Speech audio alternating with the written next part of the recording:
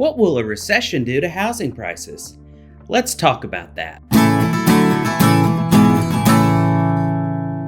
Hi, I'm Tom Byrd with Keller Williams in Peachtree City, Georgia, and today we're going to discuss the potential impact of a recession on housing prices. You may have noticed in the media that there are differing opinions on whether we're in a recession or not. Typically, a recession occurs when domestic gross product declines in 2 consecutive quarters. Now, that's the GDP, which is the gross domestic product. It's a measure of the value of goods and services provided by a country by the total dollar output. Now, while no one has a crystal ball and can predict the future, what we can do is look at the past. Since 1980, there has been 6 different recessions.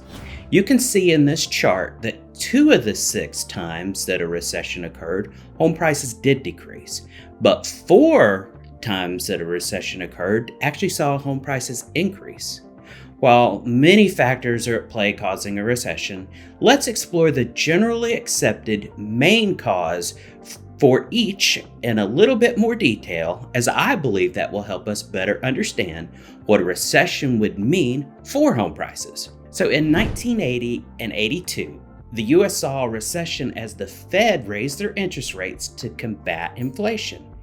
And we had the Iranian oil embargo, which reduced the U.S. oil supplies. Where have we heard all that before? During this time, the U.S. home prices actually increased by 6.1% in 1980, and then by 3.5% in 1981. The next recession occurred in 1991 during the savings and loan crisis.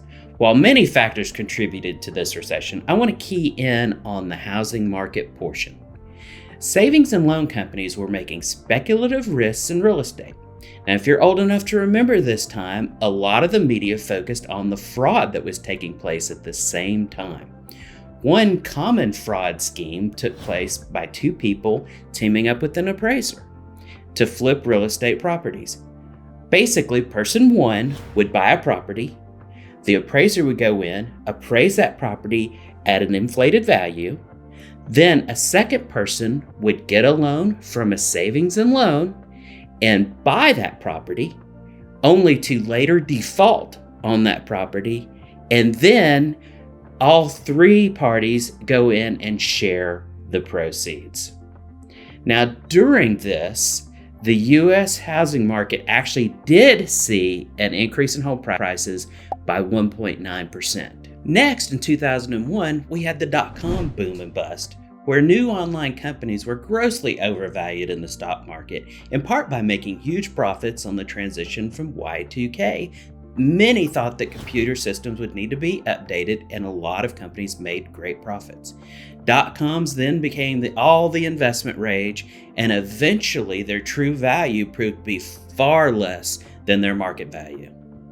And another thing that happened during the year, unfortunately, was the terrorist attacks in September, which created a lot more uncertainty. But during this time in 2001, the housing market actually appreciated by 6.6%. And then came the Great Recession in 2008. This is the one that's most likely the freshest on people's mind and causes them to make a correlation between a recession and housing depreciation. The recession was widely known as the housing crisis. Banks were offering subprime loans to just about anyone with a pulse. Appraisals were getting rubber stamped by appraisers who would justify a loan to their friend at the bank in order to gain future business. So essentially, a lot of people that couldn't afford payments overpaid on a home with a loan that they couldn't pay. Obviously, this led to widespread foreclosures, and foreclosures will really depreciate home values in the area. During this time, home prices plummeted by 19.7%.